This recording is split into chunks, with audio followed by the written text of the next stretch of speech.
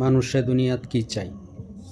মানুষে দুনিয়ার মধ্যে চাই যে সে কোনো দিন না মরত, আর সে চাই কোনো দিন সে বেমার না হইতো, কোনো দিন সে বুড়া না হইতো, কোনো দিন সে গরিব না হইতো, আর সে একটা ভালা সঙ্গিনী পাইতো। এটা মানুষের আশা। আল্লাহ তাআলা মানুষের জন্য এই বস্তুগুলি চিরতরে রেখেছে কোথায়? জান্নাতে। জান্নাতের ভিতরে আপনি বুড়ো হবেন না, আপনি গরিব হবেন না, আপনি অসুস্থ হবেন না, আপনি বেমার হবেন না, আপনি মরবেন না, আপনার চুল পাকবে না, ঠিক আছে, আপনি কালো হবেন না। তো এই সম্পূর্ণ বস্তুগুলো জান্নাতের ভিতরে আছে।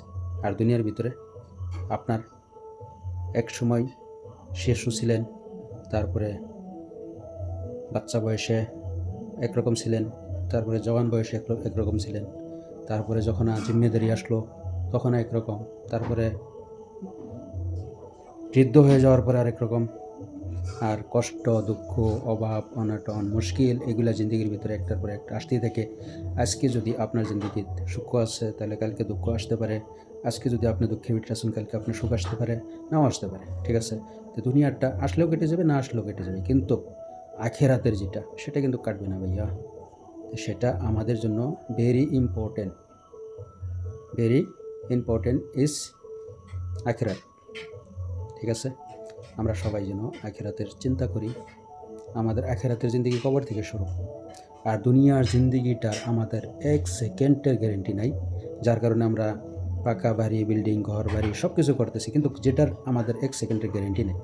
আর আখেরাতে যাওয়ার জন্য আপনার যে মৃত্যু আসবে তার জন্য আপনার 1000%, 10,000%, 1,00,000% গ্যারেন্টি আছে যে আপনার আমার মরতেই হবে, আর এই দুনিয়া ছেড়ে চলে যাইতেই লাগবে। আর কখন যাবো সেটা আমরা কেউ জানি না, আমরা কেউ জানি না। আর সেই টিকিটটা আমাদের সবার জন্য কনফার্ম।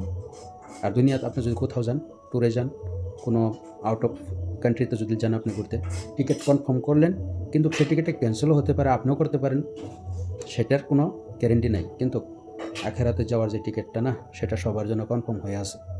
তো সেখানে যাওয়ার জন্য আমাদের ফিকির করতে হবে। ইনশাআল্লাহ আমরা সবাই যেন বেশি বেশি করে আখেরাতের জন্য সামান তৈরি করি, আখেরাতের জন্য যেন আমরা তৈরি হতে পারি। আমরা যেন মৃত্যু আসার আগে যেন আমাদের এই জিন্দিগিটাকে আমরা কাজে লাগাইতে পারি। এটাই সবার কাছে আমি বললাম। আমার জন্য আপনারা দোয়া করবেন, আমিও যেন আখেরাতের জন্য তৈরি হইতে পারি। আর আল্লাহ তাআলা আমাদের সবাইকে যেন কবুল করে, সবাইকে যেন মাফ করে দিয়ে দুনিয়ার ভিতরে আল্লাহ তাআলা কামিয়াবি দান করে, এবং ঈমান ও আমলের সাথে রেখে ঈমানের সহিত যেন দুনিয়া থেকে উঠেই নিয়ে আল্লাহ তাআলা কবর থেকে যে জিন্দিগি শুরু হবে সেই জিন্দিগির জন্য আল্লাহ তাআলা আমাদেরকে শান্তিতে রাখে। কবরের ভিতরে যেন আমাদেরকে আযাব থেকে আল্লাহ নাজাত দেয়, কবরের ভিতরে যেন আমাদেরকে আল্লাহ তাআলা হিসাব কিতাবের থেকে যেন আমাদেরকে মাহফুজ করে দেয়।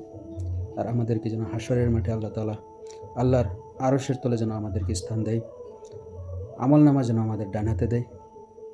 আর পুলসিরাতের যেটা পার, সেটা যেন আল্লাহ তাআলার রহমতে আমাদেরকে পার করে দেয়। আর আল্লাহ তাআলার আরশের নিচে যেন আমাদেরকে স্থান দেয়। আল্লাহর নবী সাল্লাল্লাহু আলাইহি ওয়াসাল্লামের শাফাআত যেন আমাদেরকে নসিব করে। সবার জন্য আমরা দোয়া করি, আমার জন্য আপনারা দোয়া করবেন। আরেকটা দোয়া আছে যে রাজিতু বিল্লাহি রব্বা ওয়া বিল ইসলামি দীনা ওয়া বি মুহাম্মাদিন নাবিয়্যা, রাজিতু বিল্লাহি রব্বা ওয়া বিল ইসলামি দীনা ওয়া বি মুহাম্মাদিন নাবিয়্যা।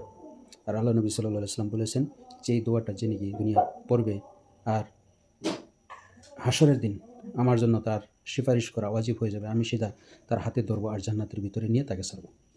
তা এই দোয়াটা বেশি বড় না, রাজিতু বিল্লাহি রব্বা ওয়া বিল ইসলামি দীনা ওয়া বি মুহাম্মাদিন নাবিয়্যা। এই দোয়াটা আমরা যেন পড়ি, অন্তত ফজরের পরে, মাগরিবের পরে যেন আমরা 3বার 5বার যদি যতটুকু পারি পড়ার চেষ্টা করি। আমার জন্য সবাই দোয়া করবেন। আসসালামু আলাইকুম।